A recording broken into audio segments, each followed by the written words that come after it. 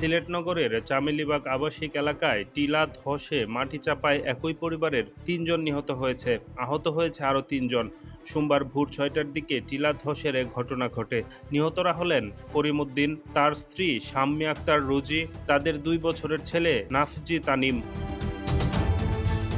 সিসিকের ৩৫ নম্বর ward councillor Jahangir Alam জানান, ২ ভাই আব্দুর রহিম ও আব্দুল করিম সহ তাদের পরিবারের ৬ সদস্য ওই বাড়িতে থাকতেন। সকাল ৬টার দিকে টিলা ধসের ঘটনায় তারা মাটি চাপা পড়েন। আব্দুর রহিম তার স্ত্রী ও সন্তানকে ফায়ার সার্ভিস ও পুলিশ এসে উদ্ধার করে সিলেটের এমএজি উসমানী মেডিকেল কলেজ হাসপাতালে পাঠায়। কিন্তু আব্দুর রহিম, তার স্ত্রী ও ছেলে নিখোঁজ ছিলেন। পরে সেনাবাহিনী উদ্ধার কাজে যোগ দিয়ে নিখোঁজ ৩ জনকে মৃত অবস্থায় উদ্ধার করে।